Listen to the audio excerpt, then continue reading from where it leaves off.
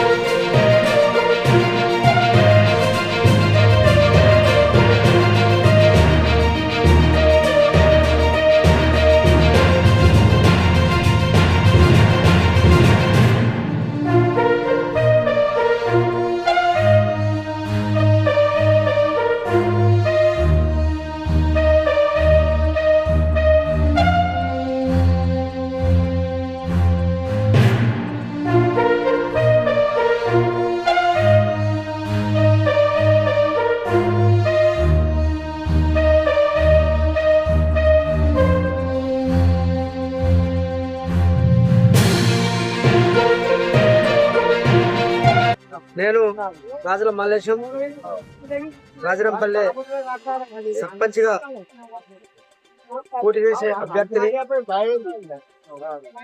గతంలో 2 సార్లు సర్పంచ్ చేశాను, ఒకసారి ఎంపీటీసీ చేశాను. చాలా అభివృద్ధి చేసిన. ప్రజలందరూ నా వైపే ఉన్నారు. ఎందుకంటే అభివృద్ధి చేయాలంటే మల్లేశనే చేస్తాడు తప్ప వేరే వాళ్ళు కాదని చెప్పి వాళ్ళు నన్ను వెన్నంటి ఉన్నారు, నాతోనే ఉన్నారు. ఖచ్చితంగా నేను గెలుస్తాను. నాకు ఉన్నది, నేను చేసిన అభివృద్ధి నన్ను గెలిపిస్తారు. ఎందుకంటే వాటర్ సంబంధించిన డ్రింకింగ్ వాటర్ సంబంధించిన వ్యవస్థ ఏదైతుందో ఇప్పుడు తర్వాత ప్రతి ఇంటికి వాటర్ పంపించడం, అలాగే అసలు రోడ్లు లేని వ్యవస్థ ఉండే. రోడ్లు నాకు పెద్ద పనులు పోయే వ్యవస్థ ఉన్నప్పుడు కూడా రోడ్డు వైడింగ్ చేసి సీసీ రోడ్లు వేసినాం, ట్రైన్లు కట్టినాం. ఈ విధంగా ప్రజలకు సౌకర్యార్థం ప్రతి పని చేయడం జరిగింది. కానీ ఇంకా చేయబోయేవి ఉన్నాయి. నేను వాళ్ళకి ఇందాకనే వివరించిన ఇంకా చేయబోయేవి ఉన్నాయి కాబట్టి ఆ చేయబోయే పని కూడా చెప్పిన.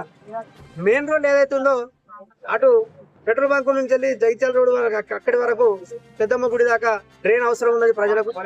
చాలా ఇబ్బంది ఉన్నది. నేను ఫస్ట్ తీసుకోలేదండి. తర్వాత ఈ రోడ్ ఏదైతే ఉందో హైవే ఉన్నది, హైవేకు 2 పక్కల ట్రైన్ కావాలి. తర్వాత ఇటు గోదావరిఖం రోడ్లో ట్రైన్ కావాలి. ఇంటర్నల్ రోడ్స్ కూడా సీసీ రోడ్లు బిగిలిపోయినాయి. ఫండ్స్ బాగా ఉన్నాయి. రాజరంపల్లి గ్రామ పంచాయతీలో ఫండ్స్ ఉన్నాయి. ఎందుకంటే వారసంత ఉన్నది కాబట్టి ఆ వారసంత కూడా నా పీరియడ్ తీసుకొచ్చా. నేను ధర్మవరం నుంచి రాజరంపల్లి తీసుకొచ్చిన. బ్రహ్మాండంగా వారసంత నడుస్తుంది. ఆ నిధులతోటి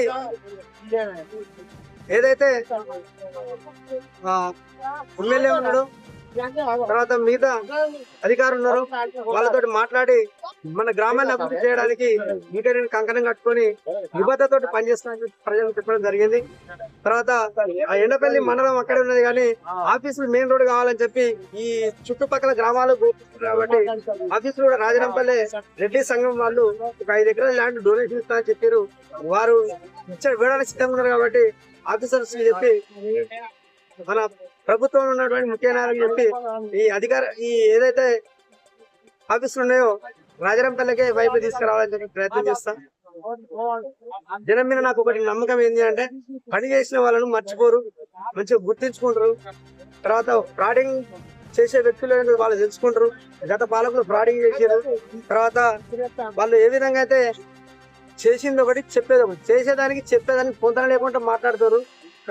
వాళ్ళు మాట్లాడేది గమనిస్తారు. కాబట్టి నేను చెప్పినటువంటి నేను చేసే పనులు, చేయబోయే పనులు ఏదైతే చెప్పినో వాళ్ళు నన్ను హక్కును చేర్చుకొని సర్పంచ్ గా నన్ను గెలిపిస్తారని చెప్పి నేను భావిస్తున్నా.